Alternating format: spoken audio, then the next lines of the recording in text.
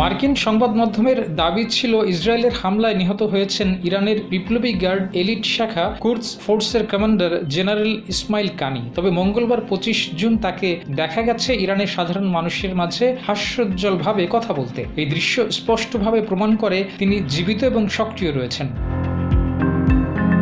মঙ্গলবার ইরানের একটি সরকারপন্থী সমাবেশে জেনারেল কানি উপস্থিত হয়ে জনগণের সঙ্গে কথা বলেন এবং হাসি মুখে সময় কাটান। এর আগে যুক্তরাষ্ট্রের প্রভাবশালী সংবাদ মাধ্যম নিউ ইয়র্ক টাইমস দাবি করেছিল ইরান ইসরায়েল যুদ্ধ চলাকালে ইসরায়েলি হামলায় কানি নিহত হয়েছেন, যদিও ইসরায়েলি সেনাবাহিনী এমন কোনো দাবি করেনি।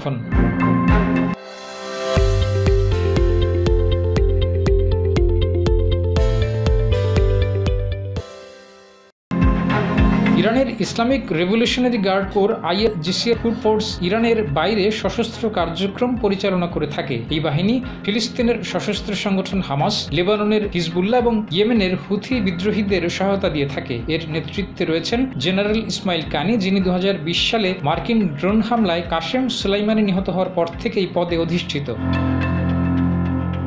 মার্কিন সংবাদ মাধ্যম নিউ ইয়র্ক টাইমস কানির নিহত হওয়ার তথ্য দিলেও তারা তথ্যসূত্র প্রকাশ করেনি। এটাই প্রথমবার নয়, এর আগেও 2023 সালের অক্টোবরে কানি সম্পর্কে এমন মিথ্যা তথ্য প্রকাশিত হয়। লেবাননের রাজধানী বৈরুতে ইসরায়েলি হামলায় হিজবুল্লাহর সাবেক প্রধান হাসিম সাইফুদ্দিন নিহত হন। সে সময় বলা হয়েছিল কানি ঘটনাস্থলে উপস্থিত ছিলেন এবং তিনিও নিহত হন।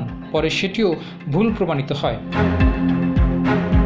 13 জুন ইরানে অন্তত 200 যুদ্ধবিমান নিয়ে হামলা করে ইসরায়েল। পরমাণু স্থাপনা সহ ইরানের অন্তত 100টি স্থাপনাতে লক্ষ্যবস্তু বানানো হয়। ইসরায়েলের হামলায় ইরানের সেনা প্রধান, সশস্ত্র বাহিনীর প্রধান, আইআরজিসির প্রধান সহ অন্তত 20 জন সামরিক কর্মকর্তা নিহত হয়েছেন বলে জানানো হয়। ইরান এরপর ইসরায়েলে পাল্টা ক্ষেপণাস্ত্র ছুড়েছে। 22 জুন ইরানের 3টি গুরুত্বপূর্ণ পারমাণবিক স্থাপনায় হামলা করে যুক্তরাষ্ট্র।